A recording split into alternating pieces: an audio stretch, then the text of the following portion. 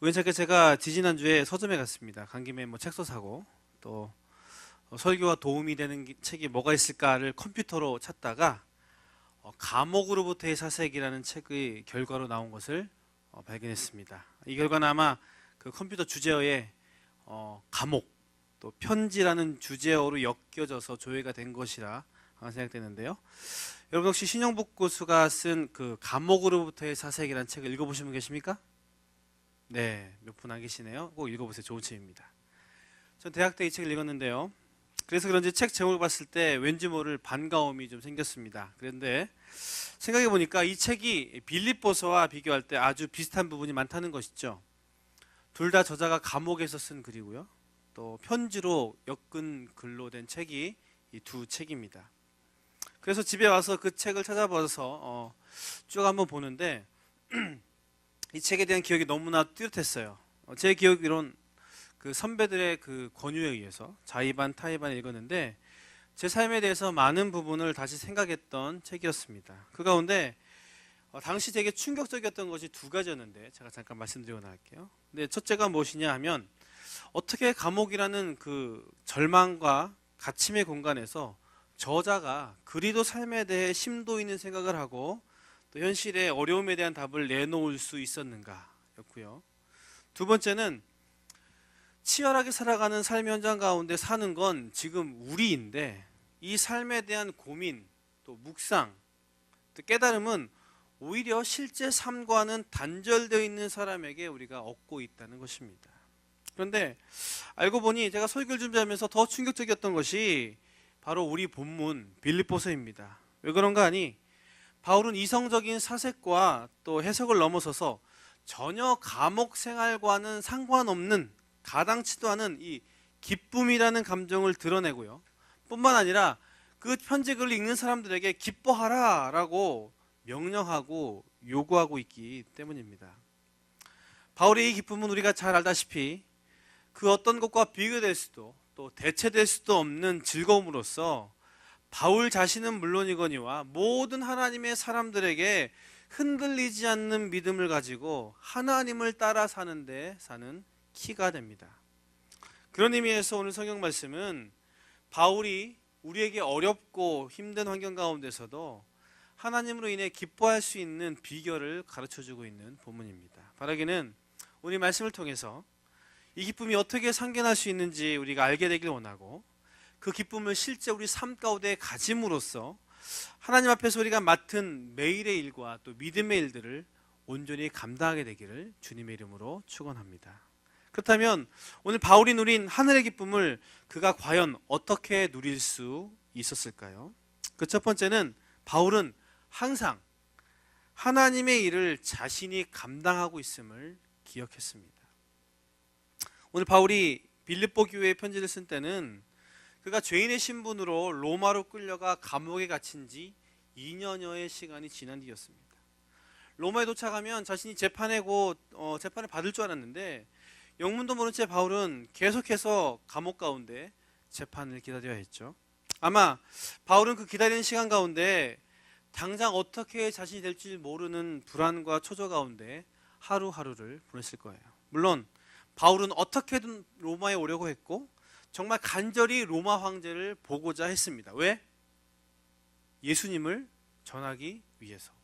그런데 아무리 바울이요 꿈에 그리던 로마 황제를 보게 된다 한들 자기 목숨이 지금 왔다 갔다 하는 그 심판의 일로 속절없이 시간을 보내고 있는데 얼마나 답답했겠어요?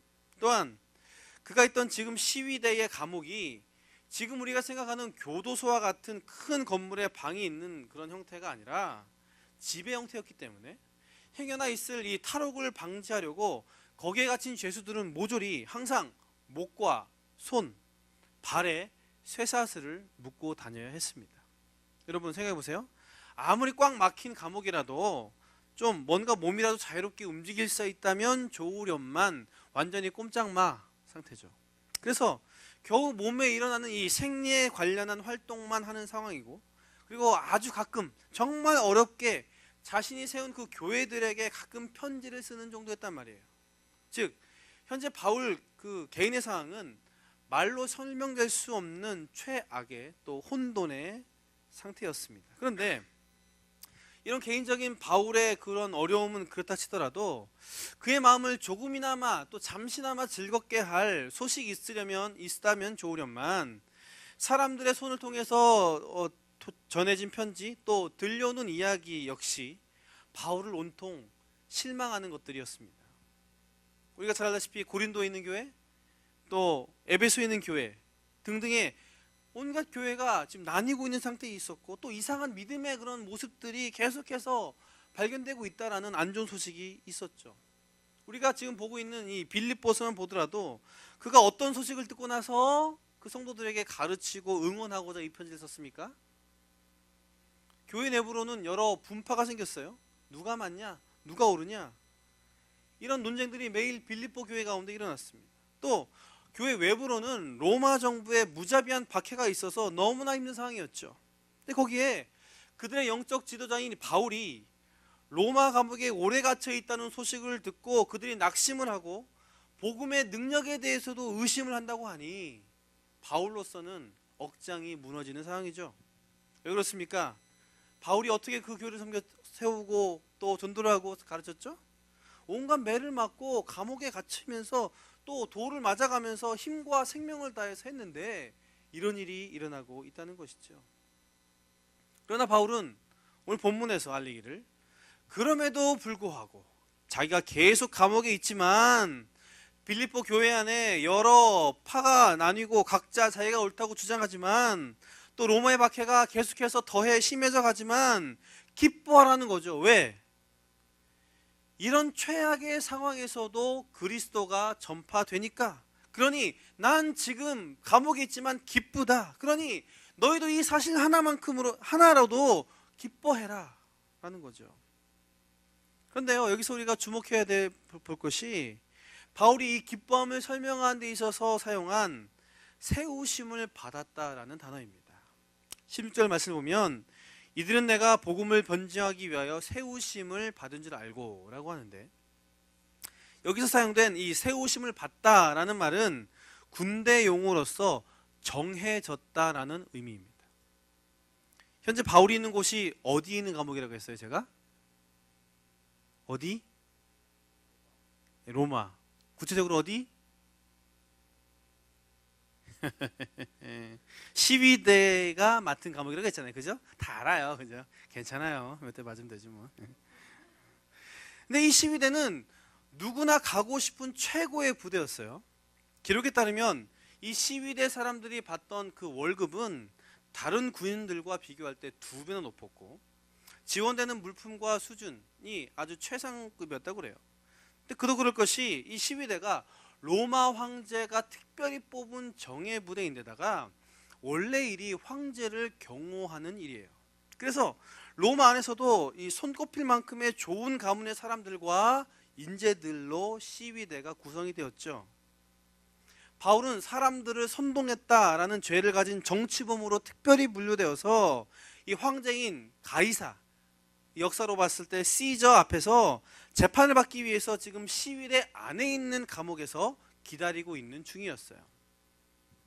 그런데 이 시위대가 어떤 방식으로 이 바울을 비롯한 특별 죄수들을 다룸으로써 자기 일을 했냐면, 교대 시간에 교대할 때 맡은 죄수의 쇠사슬, 손, 목, 손, 발에 있는 쇠사슬을 다음 교대 근무자에게 직접 전달함으로써 교대를 했는데, 인계할 때 이 죄수를 넘기는 근무자가 단순히 왔네? 주는 게 아니라 이 사람이 스케줄에 있는 사람인지 정해진 시간에 맞는 이름의 사람인지를 반드시 쪽지를 확인하고 넘겼다는 것이죠. 이것이 바로 정해졌다라는 뜻이고 단어의 의미입니다. 즉 무슨 말입니까? 바울이 자신에 대해서도 정해졌다는 말이 어떤 의미예요? 바울이 비록 죄수의 신분이지만 자기 지금 역시 하나님의 일을 맡은 근무자로 자신이 정해졌다. 감옥, 어떻게 보면 엄청난 고통을 당하는 장소이고요, 쇠사슬로 묶임, 아무것도 못하는 무능력자의 모습으로 있지만 바울은 여전히 근무 중이라는 거죠. 감옥이 근무 장소요, 묶여있는 게 자신의 근무 환경이에요. 그러기에 시위대가 바울을 지키기 위해서 근무하러 왔을 때에 사도 바울 역시 근무했다는 것입니다. 그 결과 감옥에 있는 동안 바울은 수많은 시위대 사람들을 전도했습니다. 놀라운 건 바울이 그렇게 그런 죄수의 몸으로서 전도를 한 것도 전도한 건데 나중에 그 결과물입니다. 여러분, 나중에 로마의 어떤 황제가 기독교를 공인하게 돼요. 어떤 황제? 할렐루야. 예. 콘스탄티누스 황제가 기독교를 공인하게 되는데 그가 혼자 예수님을 믿게 되었다고 그렇게 결정을 내렸다고 생각하십니까? 그가 황제여서 가진 절대 권력으로 그렇게 명령해서 순식간에 기독교 믿어 공인한다라고 했을 것 같아요? 절대 아닙니다. 시위대의 대부분이 나중에 귀족 혹은 로마의 중책을 맡았는데 바울이 전도해서 시위대 사람들 가운데 많은 크리스찬들이 있었기 때문에 이 콘스탄티누스 황제가 그렇게 할 수 있었다는 거예요. 그러기에 우리가 지금 어떤 환경에 있든지 그리고 여러분 가운데 어떤 어려움이 있든지 간에 우리는 항상 정해진 하나님의 사람임을 기억하며 그 일을 지금 내가 감당해야 합니다. 우리는 보통 우리 삶에 일어나고 겪는 일에 대해서 특히나 당한 어려움에 대해서 하나님과 관련해서 생각하지 않아요. 물론 우리는 크고 작은 일들에 대해서 영적인 추측을 합니다. 재정적으로 어려우면 헌금을 덜 해서 그런가?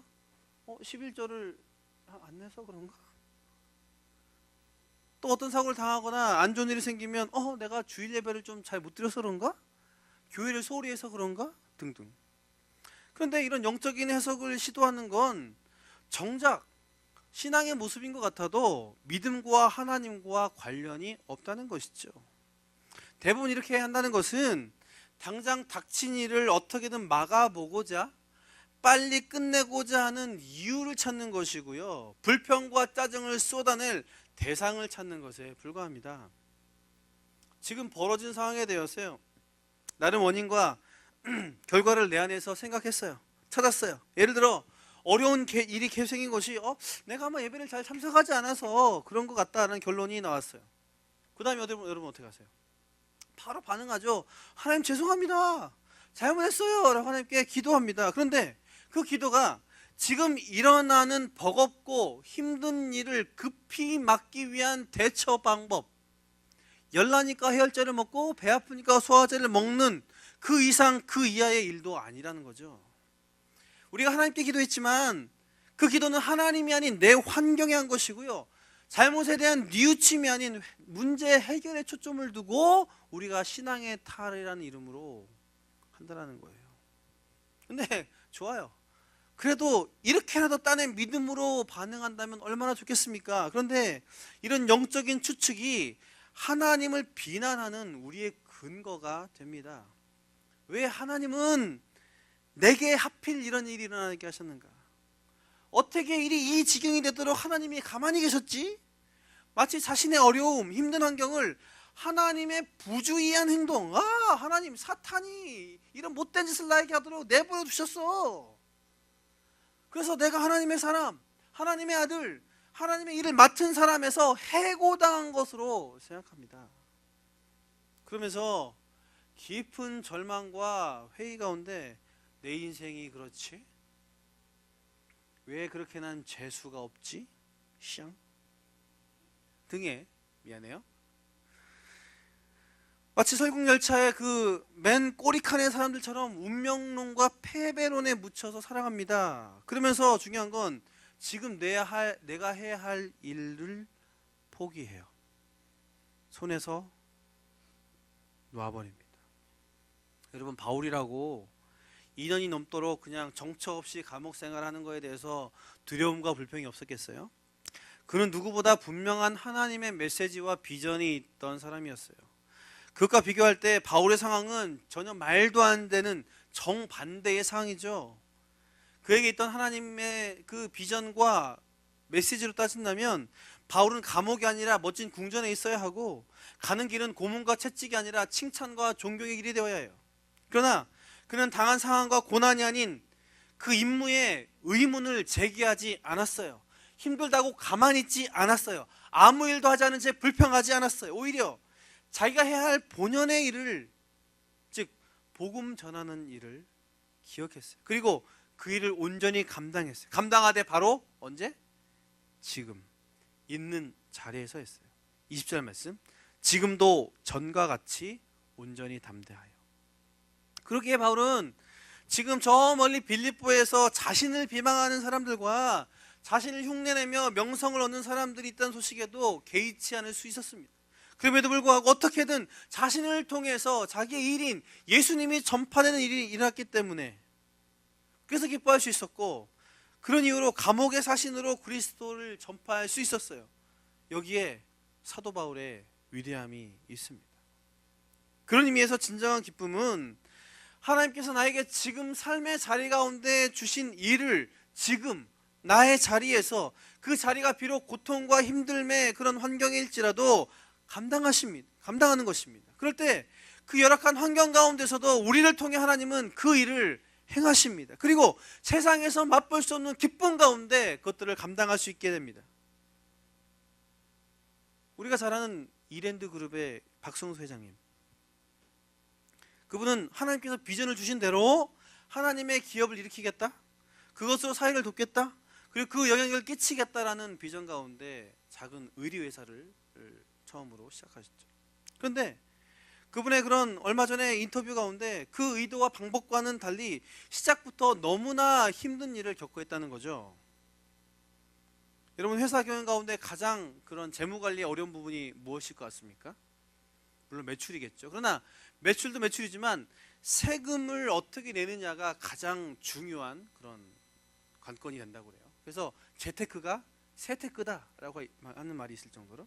근데 보니까 얼마든지 요리조리 피해가서 떼먹을 수 있다는 것이죠. 근데 그분이 어떻게 해요? 그런 하나님의 그런 메시지를 가지고 있었기 때문에 있는 그대로의 세금을 다 냈다는 것이죠. 그런데 정직하게 내는 것도 문제가 있다는 거예요. 정부로서는 이 회사가 뭔데 지금 이런 어마어마한 세금을 내냐부터 시작해서 주위에 있는 자기 그 이랜드의 10배, 100배가 되는 대기업에서 니들이 뭔데 우리와 똑같은 액수의 금액의 그 세금을 내느냐 라고 반문하면서 얘 때문에 우리가 세금을 떼먹을 수 없다 라고 해서 온갖 대기업의 횡포와 그런 방해가 있었다는 거예요.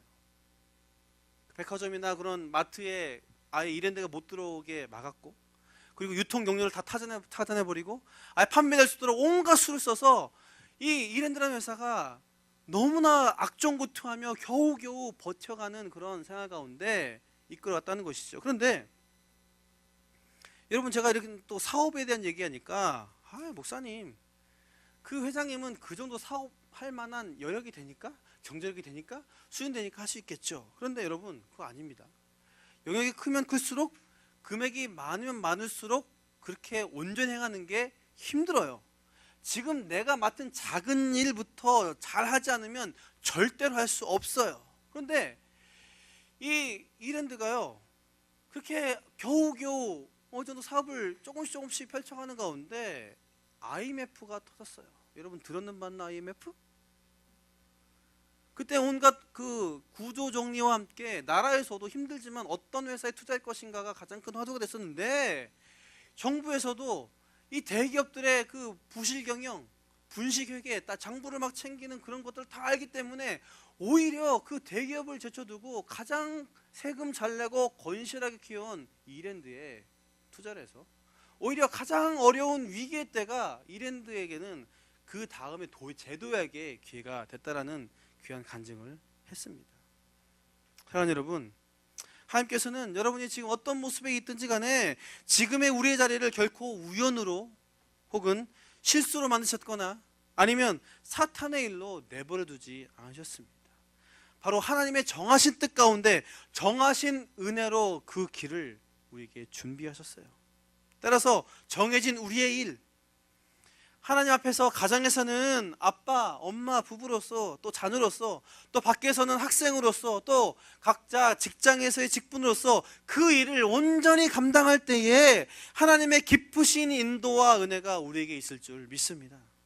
더 나아가서 우리가 지금 맡은 일을 하나님의 이름으로 감당할 때에, 그 하나님의 맡은 일로서 근무한다고 생각할 때에 바울처럼 복음을 직접 전하지 않지만 우리의 모습을 통해 그리스도가 전파된 일이 일하게 될 줄 믿습니다. 이 시간 여러분의 삶의 현장, 학교가 됐든 직장이 됐든 간에 그것이 바로 하나님이 보내신 근무지임을 기억하십시오. 그리고 여러분의 일이 하나님이 정해놓으신 일임을 떠올리십시오. 그리고 어떤 상황이든지 간에 지금 그 일을 감당하십시오. 바울이 경험한 이미 정하신 우리를 향한 하나님의 기쁨이 우리 가운데 넘쳐날 줄 믿습니다. 그 은혜가 우리 가운데 넘쳐나기를 주님의 이름으로 축원합니다. 한편 그렇다면 바울이 누린 기쁨의 또 다른 비밀, 그 두 번째는 무엇일까요? 그것은 바울이 영원한 목적을 함께 바라보았다는 것입니다. 여러분, 바울에게 영원한 목적이란 과연 무엇이었을까요? 좀 어렵죠? 그것은 바로 예수 그리스도입니다. 예수 그리스도를 나타내고 그분과 함께하는 것이 바울 삶의 영원한 목적이었어요. 그런데 그가 얼마나 이 영원한 목적에 사로잡혔는지 성경은 그대로 바울의 그 결의를 표현하고 있습니다. 제가 20절과 21절을 읽어드릴게요. 나의 간절한 기대와 소망을 따라 아무 일에든지 부끄러워하지 아니하고 온전히 잠대하여 살든지 죽든지 내 몸에서 그리스도가 존귀하게 되게 하려 하나니 이는 내게 사는 것이 그리스도니 죽는 것도 유익함이라. 특별히 21절 내게 사는 것이 그리스도니 죽는 것도 유익함이라 해서 유익은 얻는다, 게인 이런 뜻이죠. 즉 내가 서는 것이 그리스도와 함께하는 것이라면 죽는 것은 그리스도를 얻는 것입니다. 좀 더 쉽게 설명할까요? 메시지 성경을 보니 나는 살아서는 그리스도인의 심부름꾼이요 죽어서는 그리스도의 선물입니다. 지금 삶과 훨씬 더 나은 삶, 그 어느 쪽이든 내게 유익입니다 라고 되어 있습니다. 이 말은 어떻다는 거예요? 지금 내 상황이 어떻든 죽든지 살든지 상관없다는 거죠. 예수님만 있다면, 예수님과 함께 한다면 된다는 거예요. 그리고 이것이 가장 높고 가치 있는 것이기 때문에 지금 이 어려움을 참을 수 있다는 거예요. 그러기에 그 예수님만 생각해도 어떻게 한다는 거예요? 기뻐할 수 있다는 거죠. 왜? 예수님이 그 어떤 것과도 비교할 수 없는 은혜와 비전을 바울에게 주었어요. 예수님이 바울에게 나타나시고 어디로 가라 내가 네게 핍박한 예수다 이렇게 해주신 것도, 비전을 주신 것도 너무나 그에게 엄청난 것이죠. 그런데 그 엄청난 은혜와 비전과 비교할 수 없도록 큰 분이 바로 예수님이고요. 그분이 영원하신 하나님이세요. 바울이 이 예수님을 알기 때문에, 그 예수님 안에 있는 능력과 손길을 알기 때문에 그 어떤 어려움도 견딜 수 있었고 그 어떤 일보다도 주님을 바랬습니다. 반지의 제왕, 여러분 영화 보셨어요? 개인적으로 꼽은 최고의 영화 중 하나인데 이 스토리의 이 핵심 물건이 뭡니까? 절대반지. 절대반지, 짜잔. 이 절대반지를 향한 모든 사람들의 마음은 무조건이야. 그것만 있으면 돼. 그렇기 때문에 그 어떤 어려움도 고생도 먼 길도 죽음의 위험도 견뎌낼 수 있어요. 놀라운 건 그렇게 힘들지만 이 반지를 볼 때 힘이 생겨요. 골룸의 경우만 봐도 절대 반지를 상상만 해도 보는 것만으로도 즐거워해. 이처럼 바울이 영원한 목적인 주님을 기억하며 바라매 곧 죽을 운명에서도 기뻐할 수 있었다는 것이죠. 그리고 지금 현재를 초월한 믿음으로 살 수 있었습니다. 여기에서 제가 여러분에게 질문을 하나 드릴게요. 여러분에게도 예수님이 바울에게처럼 영원한 목적이 되시는 분이세요? 좀 문제가 어렵죠. 쉽게 풀어드릴게요. 예수님이 여러분을 구원하셨고 거룩하게 되는 이 성화의 과정을 통해서 여러분을 영원한 생명으로 이끄시는 분이세요? 대답할지어다. 영원한 생명을 이끄는 분이세요? 그럼 질문 하나 더. 그렇다면 여러분은 왜 바울과 같이 살지 못할까요? 기적의 삶도 살지 못하고 기적은커녕 믿음의 삶도 살지 못할까요? 사실 바울이나 우리나 예수님에 대해서 똑같이 알고 믿잖아요. 왜 그렇게 살지 못할까? 바울은 사도고 우린 평신도니까? 바울이 살던 시대는 그렇게 해도 살 수 있었던 시대이고 우리가 사는 지금은 그렇게는 못 살 복잡하고 힘든 세상이니까요? 절대 그렇지 않습니다. 그것은 우리가 예수님을 믿지만 예수님을 영원한 목적으로 지금 우리의 삶에서 소망하지 않아서 그래요. 제가 어느 크리스천 리서치를 보았는데요. 그 리서치에 의하면 크리스천의 70% 이상이 예수님은 천국으로 인도할 분이시지만 지금의 삶과는 전혀 상관이 없는 분이라고 응답했다라고 해요. 그렇게 된 이유를 산업화, 대량화, 관계 단절 등을 꼽는데, 이게 어쨌든 예수님이요, 죽음에 대한 공포를 이기기 위한, 또 혹시나 이후에 있을 죽음 이후의 삶에 대한 보험 정도로밖에 여기지 않는다는 말입니다. 우리도 인정하기 싫지만 사실이에요. 그래서 그 결과로 크리스천에서의 이 능력과 패기, 그 영향력은 줄어들 수밖에 없다는 것이죠. 그러면서 그 조사기관이 대안을 제시한 것이 크리스찬들이 매일 종말론적인 삶을 살아야 한다는 거예요. 즉 뭐예요? 항상 바로 내가 언제 죽을지 모른다. 예수님을 항상 소망하며 살아야 한다는 말이죠. 예수님을 소망해야 그분의 구원에 대해서 감사할 수 있고 그분의 능력과 은혜를 기대하며 참을 수 있고 기다릴 수 있으며 그렇게 일하심을 기대하며 기뻐할 수 있다는 것이죠. 이런 이유로 우리는 지금 한 시간을 살아가면서 예수님이 어떤 분인지, 예수님이 과연 나를 어떻게 이끄실 것인지를 계속해서 의식해야 되고, 우리의 생각과 마음을 내가 아니라 그분께 드릴 수 있는가를 끊임없이 묻고 되새겨야 한다는 겁니다. 이 훈련이 되어 있으면 주님을 바라보기 때문에 어느 곳에서도 어떤 일을 당해서도 심지어 환난 중에도 우리가 즐거워할 수 있고, 이로 말미암아 환난은 인내를, 인내는 연단은 소망을 이룬다는 것을 우리가 경험할 수 있다는 거예요. 그런데 이 바울의 영원한 목적에 대한 그의 태도가 바로 자기 자신을 넘어선 공동체적임을 우리는 알 수가 있습니다. 오늘 말씀에 보면 바울의 그 죽음을 각오한 말에 초점이 자신이 아니라 수많은 사람, 공동체에 관심이 있다는 것을 우리는 발견할 수 있죠. 24절 말씀, 육신으로 있는 것이 너희를 위하여 더 유익할 것이라. 죽는 것도 사는 것도 상관없는데 너희를 위해서 사는 게 더 낫다는 거죠. 여러분, 사실 바울에겐 지금 사는 것보다 죽는 게 더 나은 일일 수 있어요. 아니, 천국과 영원한 안식에 대한 소망 확신이 있겠다는데 지금 무슨 문제입니까? 지금 사는 삶 하루하루가 고통인데, 안 그렇습니까? 죽으면 천국 간다며. 바로 죽으면은 이 세상과 비교할 수 없는 편안함이 있다며, 기쁨이 있다며. 그러나 바울은 영원한 목적에 대해서 자기가 아닌 다른 사람들에 대한 그런 시각으로 바라봤다는 거예요. 그래서 비록 자기가 지금 버티기 힘들지만 자신을 통해서 더 많은 사람들에게 이 영원한 목적인 예수님이 전파되고 그분에 대해서 더 알게 됨을 알았기 때문에 더 좋은 것을 향한 선택을 할 수 있었고, 그러기에 자신이 한 대로 빌립보 교인들이 서로에게 나아가라라고 요구할 수 있었습니다. 27절 말씀, 너희가 한 마음으로 서서 한 뜻으로 복음의 신앙을 위하여 협력하는 것과 라고 했는데요, 여기서 협력은 단순한 도와주는 것을 의미하지 않아요. 바울이 이렇게 협력하라는 것은 어려운 중에도 바울이 그 빌립보 교인들에게 믿음으로 협력하고 있었고, 또 실제로 바울이 아주 힘든 빌립보 교인들에게 재정적인 협력을 유일하게 받고 있는 것과 마찬가지다는 것이죠. 따라서 이 협력은 내가 가지고 있고 내가 할 수 있는 것에서 정성을 쏟는 것과 동시에 내가 할 수 없는 부분에까지 서로를 도우며 함께 나아가는 것입니다. 이것이 영원한 목적을 가진 사람들의 주님 안에서의 협력이에요.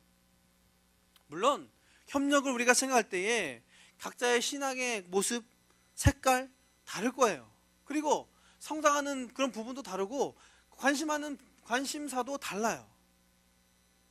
그러기에 돕고 함께 하는데 힘들어요. 어려워요. 돕는 게 뭐야? 맞추는 것도 어려운데. 하지만 이것은 예수님께서 우리에게 행한 것으로 봤을 때 부차적인 거라는 거예요. 우리를 구원하신 예수님의 구원과 희생에 비하면 우리 사이의 다름과 차이는 종이 한 장 차이도 안 된다는 것이죠. 그런 이유로 우리는 지금 있는 여러분의 가정과 셀과 우리 예배 가운데 영원한 목적인 예수님 안에서 협력해야 합니다. 블루라이트 예배 안에서 또 셀 안에 비록 마음에 안 드는 사람이 있지만 짜증나는 부분이 많지만 해야 한다는 것이죠. 솔직히 여러분 젊긴 하지만 오늘 이런 예배 환경에 대해서 싫어하는 분도 계실 거예요. 왜 이리 예배는 시끄러운지, 잠도 못 자게, 어두운지, 뭐 자기는 좋네. 또 저를 포함한 리더십 때문에 힘들어하는 부분 반드시 있을 거고요. 또 교회에 모이는 장소가 공연장이어서 이대 같은 경우에는 바여서 별로 탐탁치 않게 생각하는 분도 있을 거예요. 한편 어떻습니까? 셀 멤버가 별로라서, 셀 리더가 마음에 안 들어서, 살쪄서, 취향이 달라서, 여기는 없죠? 살찌는 리더 있어요? 없죠? 예, 일부 때 했다가 큰일 날 뻔했는데. 예. 어느 습관이 달라서, 스타일이 달라서 일단을 꿈꾸며 다른 셀을 동경해요. 근데 셀이 바뀌면 좋겠는데 그러려면 아직 멀었고, 그래서 제발 이렇게만 하지 말아라 생각하는데 잘난 척, 고상한 척, 하는 척 안 하면 좋겠는데 꼭 그렇게 해요. 그러니까 안 되니까 짜증나니까 힘들어요. 근데 여러분, 관계가 끊어지고 셀이 분열되는 게 쉽게 어느 한순간에 팍 이런 일이 아니에요. 이런 모습이 계속 쌓여서 그렇게 됩니다. 그렇기 때문에 협력은 내가 힘들지만 반드시 필요해요. 왜? 이 분열은 예수님의 한 몸인 그 공동체를 찢는 거예요. 이것은 나 자신을 찢는 것과 똑같아요. 또 어떻습니까? 능력과 은혜를 더 풍성히 담기 위해서 꼭 이 협력을 해야 합니다. 여러분, 함께 협력함에 얻을 수 있는 유익은 개인적으로 작게 하는 것과 비교할 때 엄청난 차이가 있습니다. 서로를 돌보고 세워주고 채워주는 것은 하나님의 가능성과 예수 그리스도의 능력 위에 보태지기 때문에 풍성할 뿐만 아니라 서로를 통해 함께하는 시너지가 있습니다. 여러분이 할 게 없다고요? 가진 게 없다고요? 문자 하나라도 도울 수 있습니다. 여러분의 말 한마디로 도울 수 있어요. 또 여러분이 가진 것으로 도울 수 있어요. 재능을 통해서, 또 재정을 통해서, 또 기도로 얼마든지 도울 수 있습니다. 그리고 여러분, 도움을 못 받고 있다고요? 여러분, 귀를 열어보세요. 눈을 열어보세요. 문자 하나로 힘을 얻을 수 있고 여러 부분을 통해서 있는 것만으로도 도움을 받을 수 있어요. 단지 함께하는 것만으로도 우리가 서로 도움을 주고받을 수 있다는 거죠. 오늘 청년부에서는 플로잉을 하고 앞으로 추수감사일과 주빌라떼 하고 여러 가지가 계속 있는데 여러분 참여해 보세요. 스텝으로도 참여하시고 그렇게 해도 못한다면 그 모임이라도 그냥 와 보세요. 제가 처음부터 뭘 하라 강요하는 거 절대 아닙니다. 함께하는 거 당장 그게 아무런 여러분에게 도움이 안 될 수도 있겠지만 여러분 그게 쌓여서 함께 가는 공동체를 만들어갈 수 있는 거예요. 관계란 게 하루아침에 끈끈하게 되는 게 아니지 않습니까? 특별히 11월이 돼서 여러분 어떤 생각을 가지고 아침에 눈을 뜨고 계세요? 신나는 하루 할렐루야 굿모닝 이런 분 몇 분이나 계세요? 연말은 되어가지, 곧 기말고사 오지, 해야 할 숙제는 많지, 직장은 준비해야 되지, 옆구리도 시리지, 집에서는 압박 들어오지. 정말 연말이 정말 미칠 지경이 있는 그런 계속해서 스트레스가 쌓이는 시간이 아닙니까? 이럴 때 여러분 혼자는 힘들다는 것이죠. 그래서 여러분 아무것도 안 해도 교회 예배라도 계속 참여하세요. 셀 모임에 참여하세요. 그리고 여러 훈련과 프로그램, 바이블렛, 라이트 참여해 보세요. 단순히 내가 시간을 들이고 에너지를 들여서 하는 것 같지만 단순히 모이는 그 이상의 관계와 은혜가 있어요. 그리고 그 은혜가 있기 때문에 우리가 기대하면서 기뻐할 수 있습니다. 왜? 하나님의 이름으로 모이는 곳에 항상 주님이 계시기 때문에요.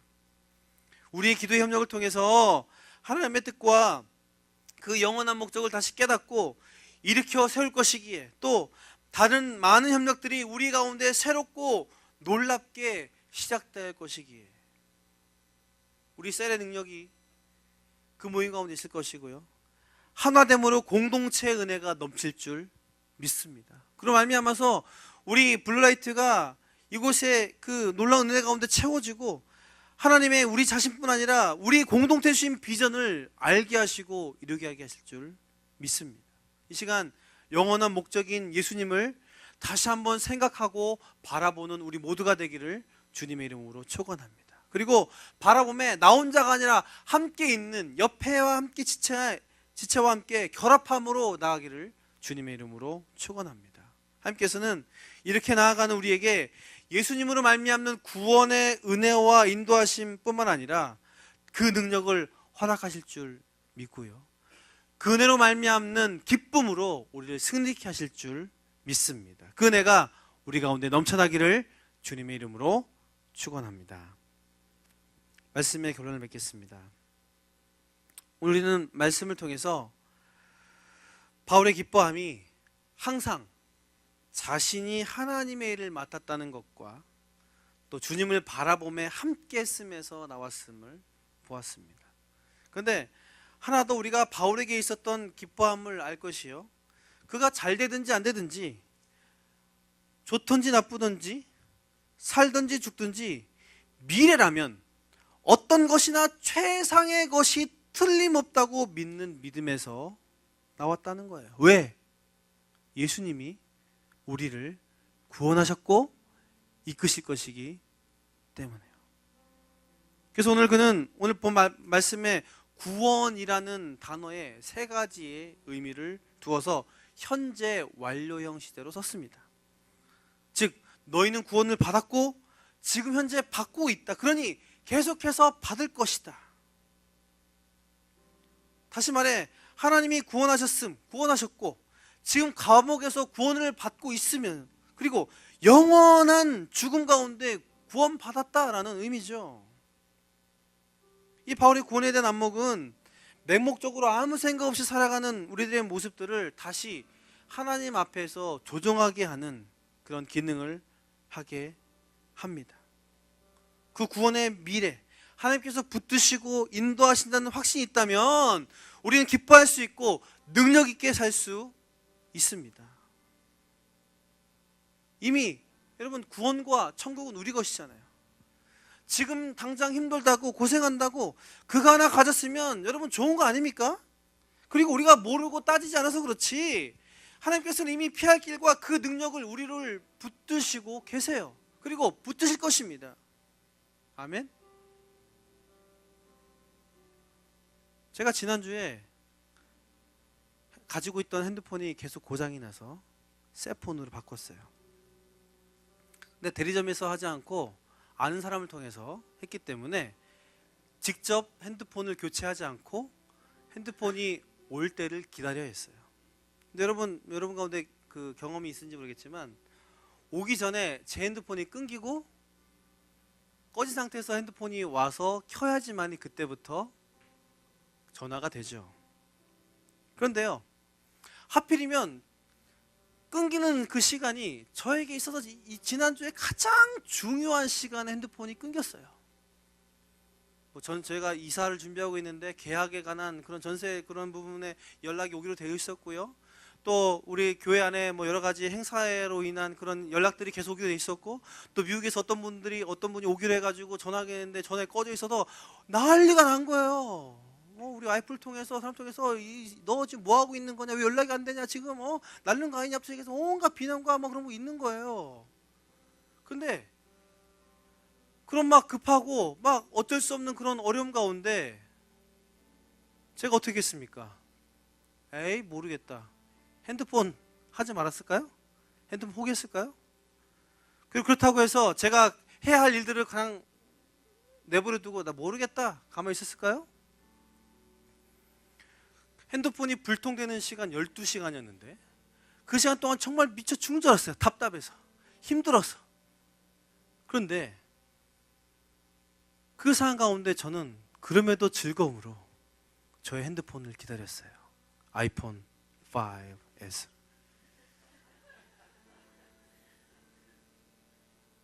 그 폰이 온다는 걸 알고 있었기 때문에 온갖 주위에 비난과 연락 안 되는 그런 꾸준함도 이겨낼 수 있었어요. 왜? 그건 내 거예요. 당장 지금 내 손에 있지 않지만 그것은 내 것이고 지금 없지만 그 있는 것으로 말미암아 기뻐할 수 있었어요. 그리고 여러 카톡을 통해서 그런 소셜 네트워크를 통해서 와이프를 통해서 사람을 통해서 그 모든 연락이 안 된 부분들을 마땅히 해결할 수 있었어요. 여러분, 제가 핸드폰 얘기하니까 웃기시죠? 그런데 하나님께서 주신 은혜와 구원에 대한 확신과 이끄심이 이와 똑같다는 것입니다. 이 시간 예수님을 기억하면서 지금 우리에 있는 자리가 바로 하나님께서 주신 이름을 기억하고 함께 그 예수님을 향해 나아갈 때에 주님은 결과가 어떻지 간에 하나님께서 주실 특별한 은혜 가운데 우리 삶을 붙드시고 이끄실 줄 믿습니다. 그렇기 때문에 여러분, 결과가 어떻지 간에 하나님께서 이끄실 커리큘럼 가운데 주실 것들을 바라보세요. 그럴 때에 하나님께서 그것들을 이길 수 있는 기쁨을 허락해 주시고 그 기쁨 가운데 우리로 하나님의 놀라운 축복의 사람으로 세우실 줄 믿습니다. 그 은혜가 이번 한 주 동안 또 여러분의 삶 가운데 넘쳐나기를 주님의 이름으로 축원합니다.